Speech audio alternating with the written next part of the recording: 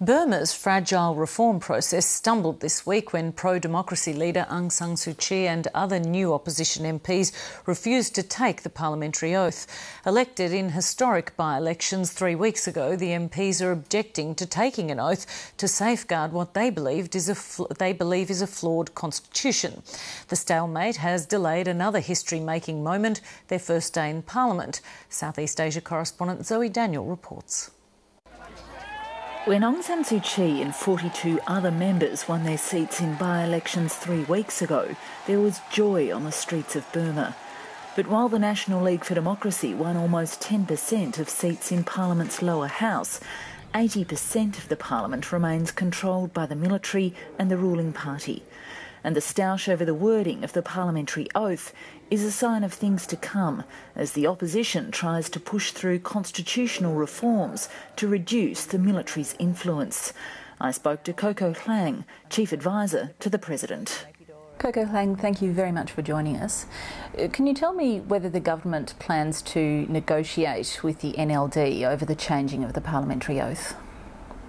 Yeah, this will be the first time NLD have to attend the parliament, and I think there will be more cooperations and collaborations between NLD and the government, especially Pidulotor or parliaments. There may be some teething problems. How seriously should observers be taking this stalemate that seems to be happening at the moment? I mean, how easy is this going to be to resolve?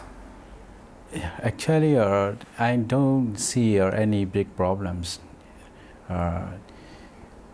because these two groups, the NLD and the ruling party, the majority party, they have the same objectives to make the best interests of the countries. So I don't see many or much or bigger problems. And yet it's such a small thing, just the changing of one word, and it does seem to have created a stumbling block at least. Of course, there are actually there's a minor things, or in my opinion, just for the words. So actually it is a difference of opinion, not the conflict of interest. So it can be negotiable. So I don't think it's a much problem for us. And what if the Parliament votes against changing the oath and the NLD still won't attend? What do you do then? I don't see that. Actually, it's a problems on words, not the deeds.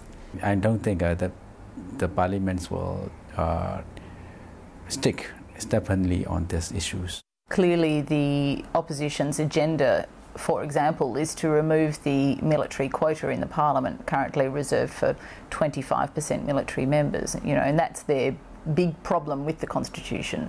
So when they come to start pushing that reform, I mean, is everything just going to stop because you're going to have two sides with fundamentally opposing views? Yeah, there may be some very big difference of opinion between that kind of issues, but we need to consider about the socio-economic and political situations of the country. So, as you know, that we still have armed conflict with ethnic minorities group, and we are still going a peace process with many of them. Some are quite successful, some are encouraging, some are still lag far behind from others' experience. So security is one of our priority, still one of the national priorities. So that's why the military representations and parliaments is still necessary, especially from the perspective of the military. Well, so yes, others would argue the reverse. yes. That taking them out of the parliament might solve the problem. Of course. So there may be some different opinions and a different perspective, but we have to negotiate that. And I think that this is not the right time to, directly to revoke all the military representations from the parliaments. We've seen some substantial movement on sanctions. The US, Australia have eased sanctions, and now the EU has suspended most sanctions. Do you see that as a direct reward for the by-elections? Yes, maybe from the perspective of the international monitoring bodies and also international media, there's some kind of the success in our democratization process. Does that take away some incentive for reform, though? The more that sanctions are loosened, is there less incentive for more reforms to be pushed through? Yeah,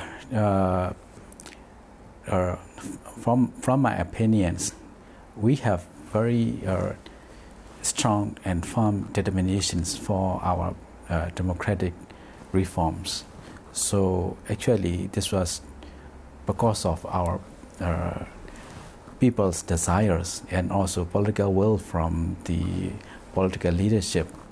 And everybody's in our countries, we like to see great changes.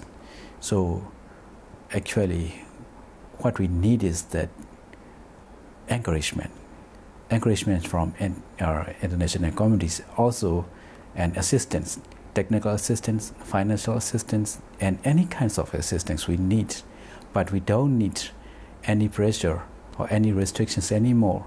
We don't need stick or whip anymore. The fact that the sanctions from the EU have been suspended rather than being lifted altogether, how do you read that? I mean, they don't trust you, right? They're leaving open the option of re-implementing them. Of course, actually, it is quite natural that the first step is to build mutual trust. And is that building, do you think? Yes, now we are trying to build the mutual trust between the international community and our government, and we are trying our best in the political reforms, not because of the international pressure, but for the sake of our people. Dr. Klang, thank you very much for your time. Yes, you're welcome.